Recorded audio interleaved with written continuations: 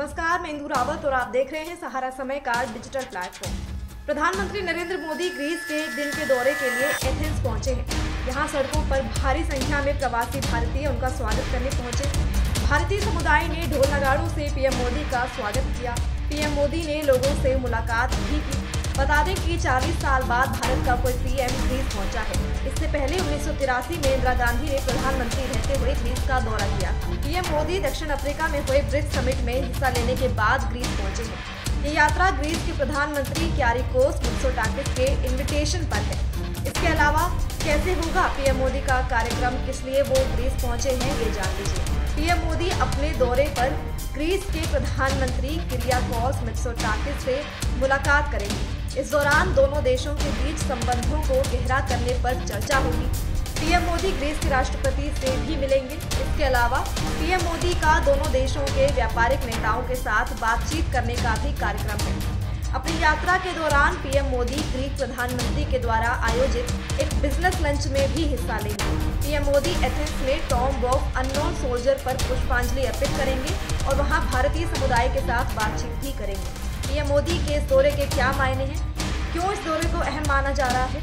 बताया जा रहा है कि पीएम मोदी इस दौरे पर कई अहम समझौतों पर हस्ताक्षर कर सकते हैं। इतना ही नहीं, व्यापार और निवेश, शिपिंग, माइग्रेशन और डिफेंस कोऑपरेशन यानी रक्षा सहयोग जैसे मुद्दों पर भी दोनों देशों के बीच बातचीत होगी। एक रिपोर्ट के मुताबिक ग्रीस अपने एयरपोर्ट और सी पोर्ट के प्राइवेटाइजेशन में भारत की मदद मांग सकता है, ताकि ग्रीस भारत के लिए यूरोप का प्रवेश द्वार बन सके। पीएम मोदी से पहले विदेश मंत्री एस जयशंकर ने 2021 में दौरा किया था।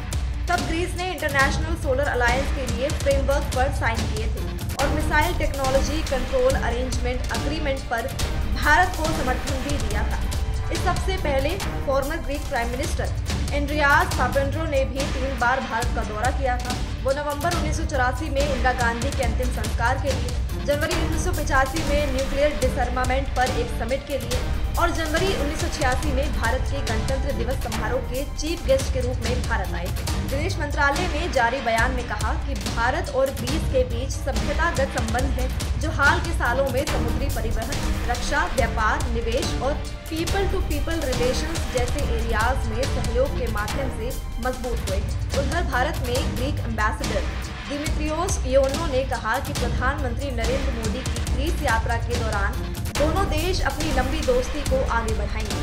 हम उनका स्वागत करके बहुत खुश हैं। 40 साल बाद किसी भारतीय प्रधानमंत्री की ये पहली यात्रा होगी। इस यात्रा के दौरान हम अपनी लंबी दोस्ती को और आगे बढ़ाएंगे। उन्होंने कहा, हम भारत और Greece security, culture, trade, economy और टेक्नोलॉजी समेत सभी महत्वपूर्ण क्षेत्रों में अपने सहयोग को आगे बढ़ा रहे हैं।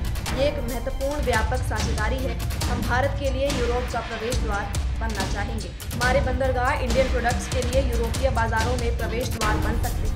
फिलहाल इस खबर में इतना ही। देश दुनिया से जुड़ी तमाम न्यूज अपडेट्स के लिए आप जुड़े रहें सहारा समय के डिजिटल प्लेटफॉर्म के साथ।